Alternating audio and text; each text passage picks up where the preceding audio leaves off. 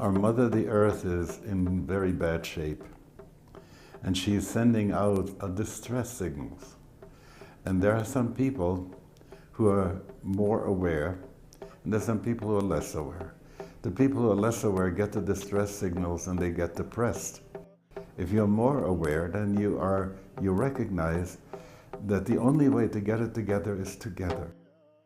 It's the meeting of a people who are by and large at a different level of consciousness. It's the next notch up beyond pluralism. And I think this sense of work, whereby the human life wants to serve something larger than self-interest, is critical at our time where our civilization is.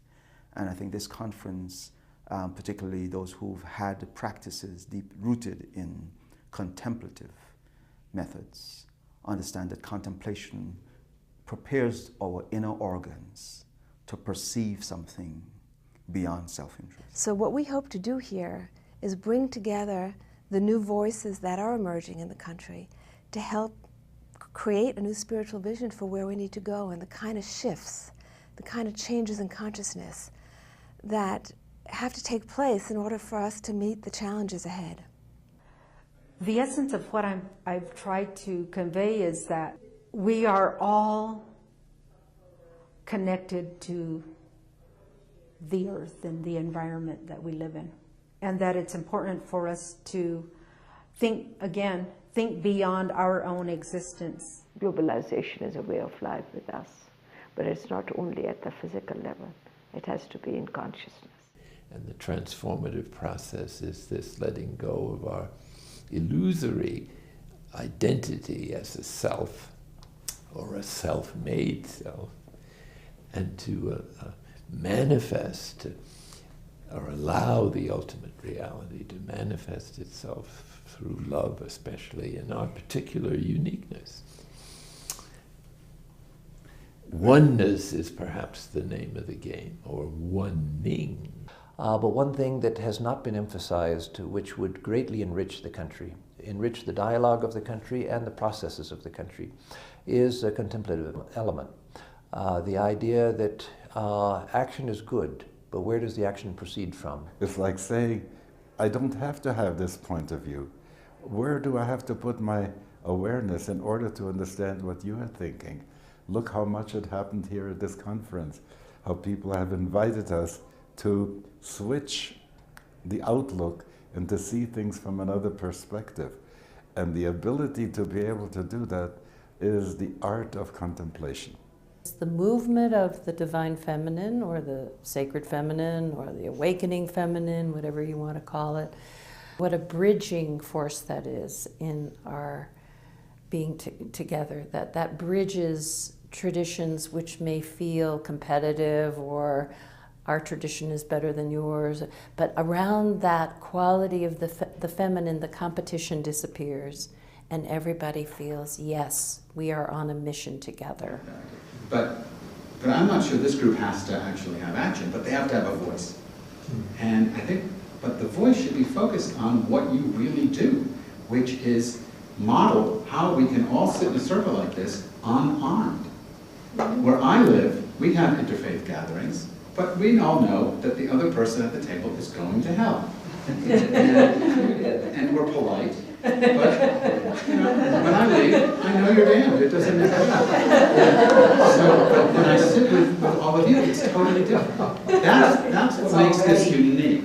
And if you could help us learn that, that would be transformative. I think you're right where it's at. This is the only place I can go where, do we realize that in 95% of the world we can't pray together?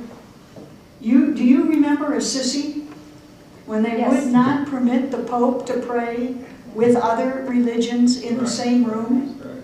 The whole, what we witness to is transcending the barriers that are the seedbed of division on this globe yet.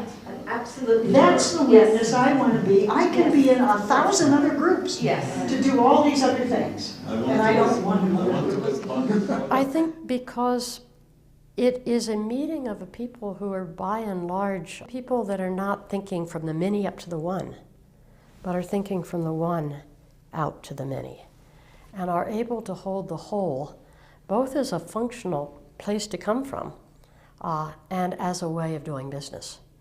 And so I think that because of that, this group can collectively see things that can't be seen in usual liberal progressive caucuses.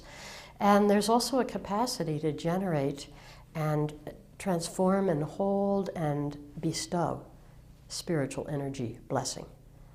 And these are very powerful, powerful, powerful sources of energy, of empowerment, of blessing that I think are desperately needed in our time to help solidify a beachhead against fear, against atomization, against competing interest groups again. Just as an individual evolves and in the evolution gradually replaces the ego self by the true self, the soul, the eternal real you, so too a nation in formation or in its evolution evolves and has an ego identity and an essential soul identity. And eventually the soul must replace the ego. This is the case with all nations of the world, not just America. Many people here are religious people, spiritual people, and one of the great tasks of spiritual and religious people is the task of teaching. And one of the things we need to teach is that our self-interest in this country is tied directly to her self-interest, or anyone else's along this road, or people who haven't spoken. And until we begin to educate people that our self-interest is not just about us. I mean, you can take that in a family and say the same thing. If a family operated on self-interest of every single person in the family, they wouldn't behave like a family. And so we've got to try to think internationally in that way. Now, translating that into policy, that takes lots of prayer.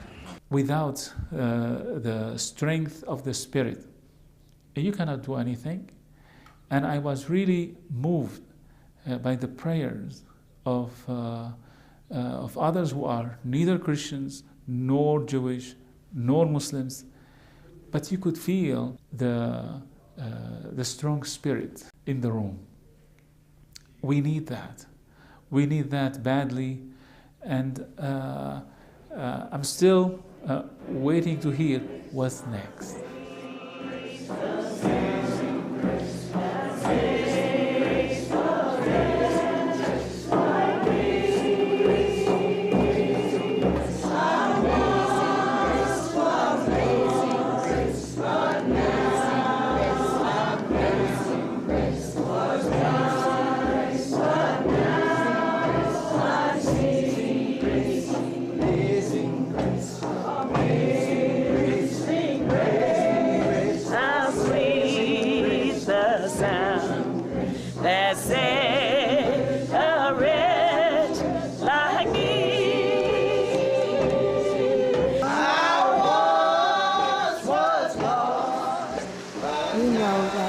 A long time to give birth to a new movement, and we see this as the beginning of a new coalition, a new spiritual coalition, a new spiritual alliance for the country to help provide wisdom, compassion, guidance, and vision for how to deal with major challenges that we're facing as a nation and as a world community, to help integrate America in a new way into the world community so that we can together address these problems.